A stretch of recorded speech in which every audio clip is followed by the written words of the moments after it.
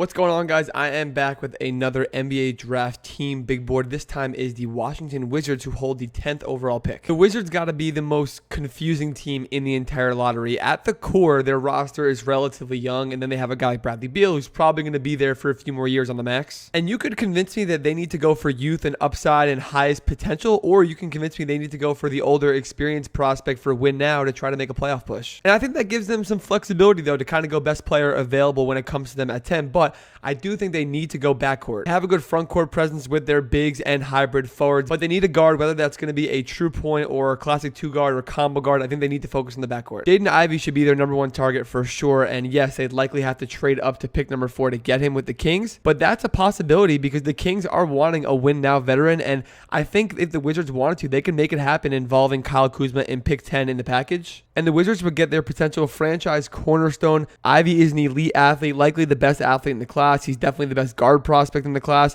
He's primarily a two guard, but I think playing with Beal would actually develop both ends of his game a lot, learning to facilitate a little more, playing next to a scoring guard like Beal, and also learning directly from him on how to hone in on his shot creation and scoring skills to get to that next level. And if any team is going to trade up for Ivey with the Kings at number 4, I think the Wizards are one of the best teams to do it. You can honestly argue that Dyson Daniels should be their number 1 over Jaden Ivey, even if they were to trade up, but it's unlikely he's going to be available at 10, so they'd probably have to trade up to the 4 to 7 range. But Dyson is the exact guard that they need. He would be a point guard for sure. He's 6'7". He's a big guard, but he's a crafty playmaker. He's comfortable with the ball in his hand, so he can be the true point guard for them. And he offers great defense. He's the best perimeter defender in the entire draft class. He had the best lane agility out of anybody at the combine, and I think he would balance out Beal and the forwards very well on offense. He'd be able to start day one because he's been playing in the G League for a year, so he's been playing against NBA level competition and athletes, and physically he is ready at that 6'7" frame. It would also add to their international core with Kristaps, Rui, Denny, because he is originally from Australia. But overall, I think he'd be the perfect fit if he's available. Benedict Mathern is another guy that I think is unlikely to fall to pick 10, but the Wizards would not let him go past them to the Knicks. We know he's a super explosive wing who has an expanding three-point game, and it's easy to see him becoming a very good shooter in the league. He shot 38% from 3 in his 2 years at college, but he shot more threes as his games went on. He got more comfortable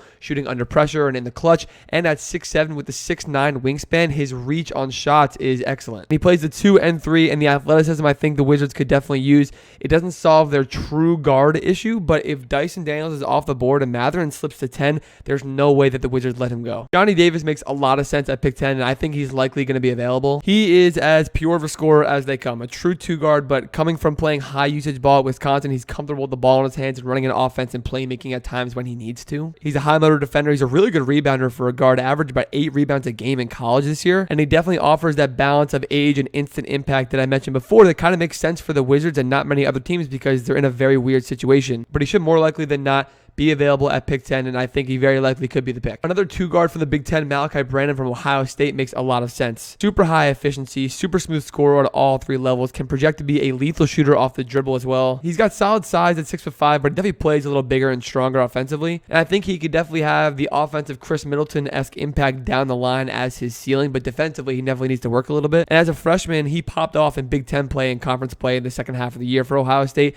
and he's been a riser through the whole draft process, so I could definitely see him being the guy at 10 for the Wizards. One of those 5 guys will definitely be available. I can guarantee they're going to get one of those at least at pick 10 if they stay there. But if they were to consider some outlandish prospects or trade back, I don't hate them going for Ousmane Dieng, even though they have a couple players that are already similar to him, and Ty Washington is also a good idea. That puts my Wizards board at Jaden Ivey at 1, Dyson Daniels and Benedict Mathern at 2 and 3, Johnny Davis at 4, and Malachi Brandon at 5. And if I had to make a prediction, I'd say that Johnny Davis is probably going to be the pick. Like I said, he fits their mold and what they need very well for short term and long term, and the other guys like Mathern and Dyson Daniels are likely not going to be there. But like I said, I could see the Wizards trading up to 4 for Ivey or even Dyson Daniels, or trading up to 7, which probably makes sense if Dyson Daniels falls there, because we know the Kings and Blazers are looking for the win now veterans that the Wizards can offer if they want to with guys like Kuzma. But we will see what happens up to draft night and on draft night. I appreciate y'all for supporting and watching. As always, do not forget to like and subscribe if you haven't already, and follow me on social medias if you are not, because I'd love to connect there, and I always put out more content there. Hope you guys have a great week.